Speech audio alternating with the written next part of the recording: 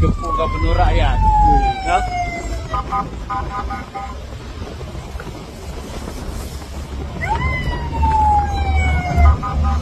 Gubernur rakyat.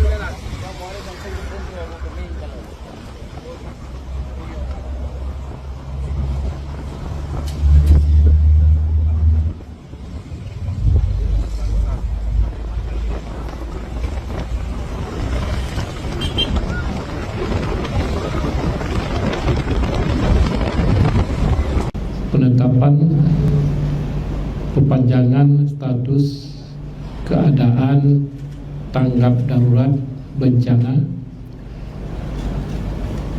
hidrometeorologi di Aceh tahun 2025.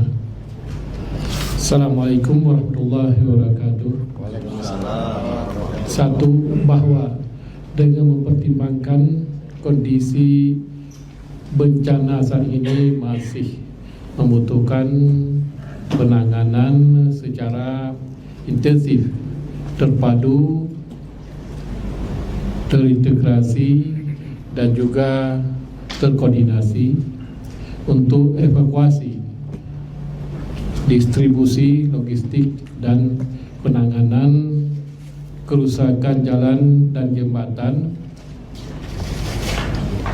konektivitas, sarana pelayanan kesehatan, pendidikan, keagamaan, serta penanganan kerusakan berbagai fasilitas sosial lainnya akibat bencana hidrometeorologi Aceh.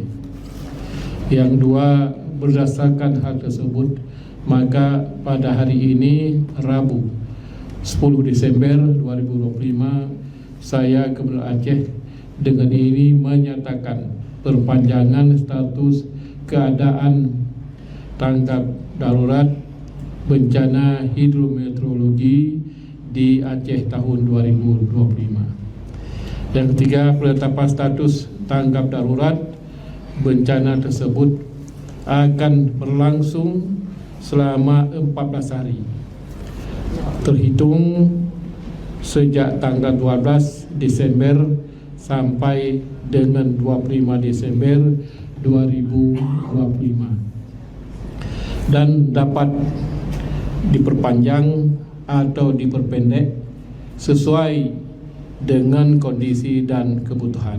Ya, pada prinsipnya kita sudah survei ke lapangan, jadi butuh perpanjangan ya selama 2 minggu lagi untuk kita rehabilitasi dan juga infrastruktur ke 2 minggu lagi.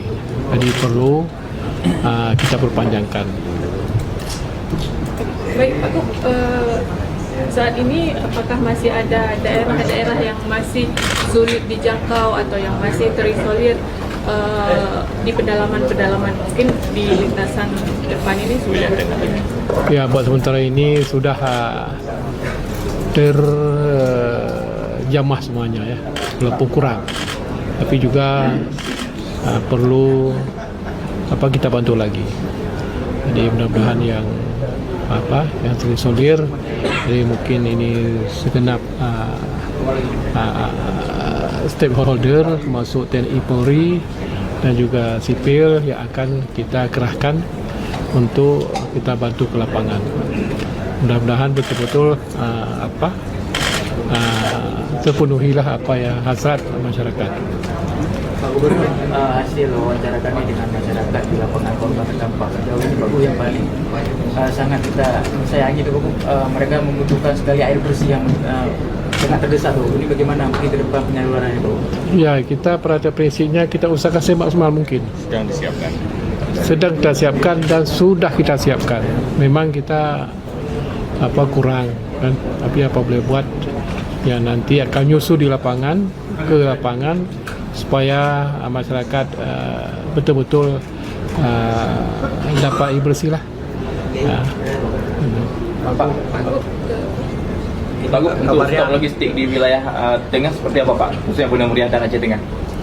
Sebenarnya kalau Bendang Meriah Aceh Tengah, kalau kita pikir-pikir ya sudah maksimal. Tapi tergantung di lapangan mereka tepat sasaran atau tidak. saya dengar berita di berita burung atau berita tidak valid ini ada 80 ton yang hilang entah kemana.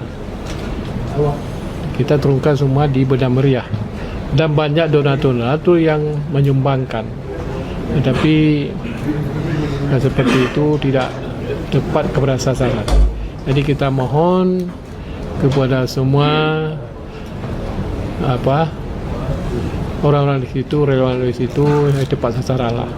Dan juga kita mohon kepada Bapak Sagor, Bupati Benda Meriah, supaya dengan seadil-adilnya membagi sembako. Karena kita tahu bahwa Benda Meriah tempat mereka hantar, karena di situ ada bandara yang boleh kita gunakan. Yang hilang 80 ton itu akibat kurangnya koordinasi. Saya tidak tahu, itulah kita tengah cek dulu apa betul atau tidak. Dia baru dengar berita burung, tidak kita percayakan. Jadi kita nanti sama-sama ini ada Pak Pangdam, ada Pak Polisi, apakah betul atau tidak. Untuk BBM-nya seperti apa Pak di sana? BBM-nya ya memang kita tahu bahwa terlalu kurang, karena kita melihat belum akses jalan jembatan yang kita hantar ke sana. Untuk penambahan dokter dan obat-obatan ini seperti apa? Ini keluhan masyarakat juga sudah mulai banyak, Pak. Ya, kita tadi Pak Presiden juga